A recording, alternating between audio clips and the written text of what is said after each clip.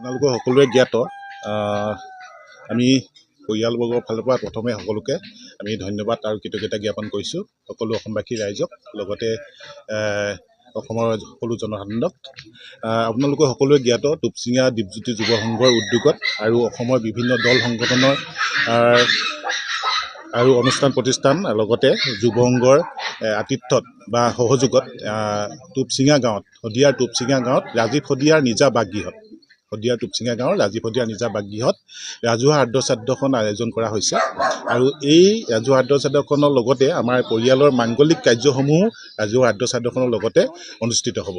গতিকে আমি আমাৰ পৰিয়ালবৰ্গৰ তৰফৰ পৰা এটা দায়িত্ব আছে আৰু যিহেতু অসমৰ ৰাইজে আমাক মৰম দিলে, অসমৰ ৰাইজে আমাক ইমানখিনি ৰাজীৱ শদিয়াৰ কাৰণে ইমানখিনি মৰম আগবঢ়াইছে, গতিকে ৰাজীৱ শদিয়াৰ পৰিয়ালবৰ্গৰ তৰফৰ পৰা পোনপ্ৰথমে আমি সকলোলৈ আন্তৰিক ধন্যবাদ আৰু কৃতজ্ঞতা জ্ঞাপন কৰিছোঁ। লগতে এই আদ্যশ্ৰাদ্ধখনিলৈ সকলোৱে আমি কৰজোৰে পৰিয়ালৰ ফালৰ পৰা সকলোৱে কৰজোৰে নিমন্ত্ৰণ জনাইছোঁ।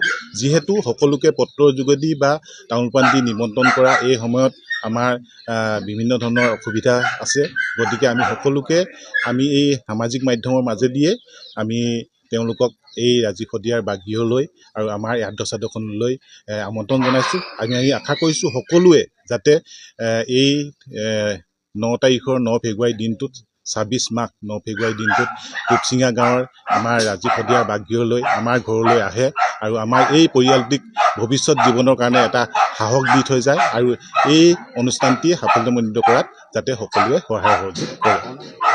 আৰু লগতে আৰু এটা কথা কৈছোঁ, 9 তাৰিখৰ পিছতে 10 তাৰিখৰ দিনা আমাৰ ৰাজীৱ শদিয়াৰ বোৱাৰী উপাসনা বকলিয়াল পৰিয়ালৰ তৰফৰ পৰা এখনি ভাওনা অনুষ্ঠিত কৰা হ'ব সন্ধিয়ালৈ।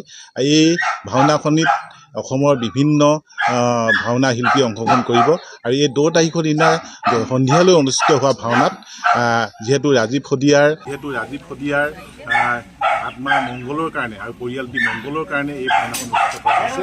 গতিকে আমি সকলোকে এই ভাওনাখনিতো উপস্থিত থাকিবলৈ কৰজোৰে অনুৰোধ জনাইছোঁ আৰু কৰজোৰে নিমন্ত্ৰণ জনাইছোঁ।